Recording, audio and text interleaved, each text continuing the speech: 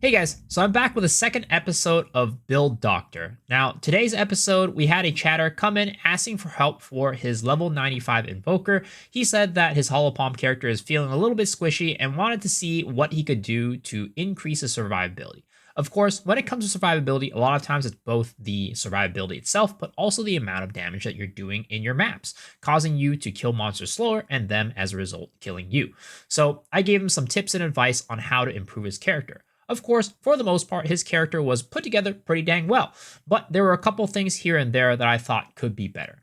Now, one thing that I didn't mention on the video, and now looking back at the video itself, I realized, oh shoot, I definitely should have said this, was that he was using the passive Sunder My Enemies on Invoker, and he was also using Rockiata's Flow. So in Path of Exile 2, if you're using both of those, what ends up happening is Rockiata's Flow ends up not adding anything to your build whatsoever. So that is another piece of advice that I would give him, to not use that passive if he chooses to use Rockiata's Flow. Hopefully he sees this video or he pops back on my stream. That way I can give him that piece of advice.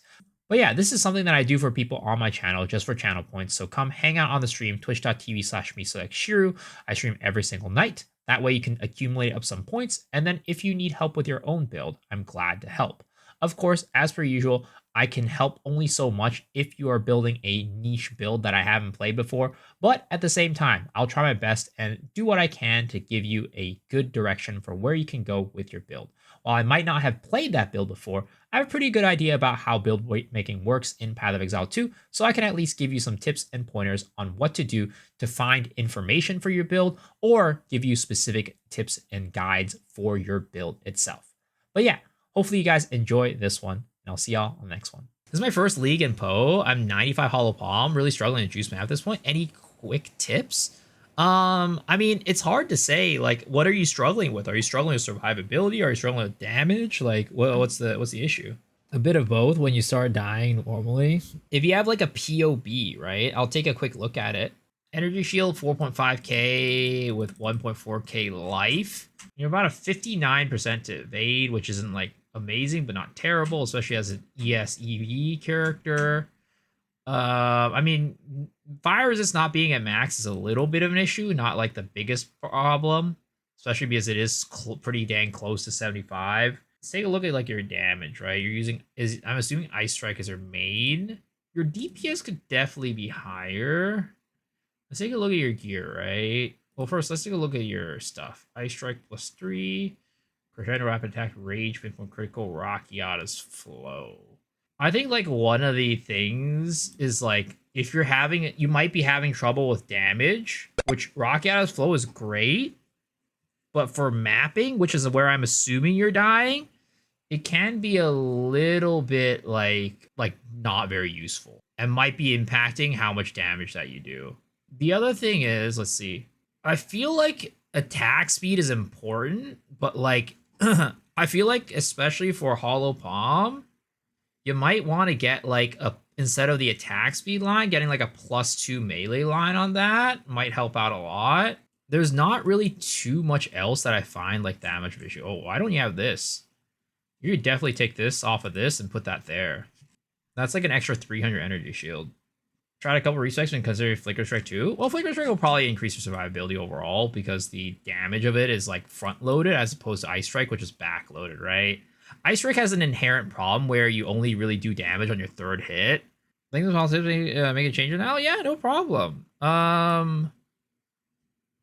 mean, to be honest, you have a pretty high critical hit chance. You might be able to take something off of like here, for example, and like put it like elsewhere as well.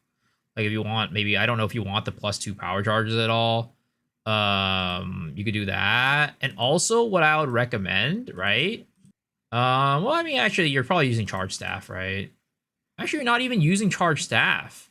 So what you can even do with this build to optimize it even more is potentially like make it so your weapon set 2 is your single target damage, and weapon set 1 is for your map clear, right?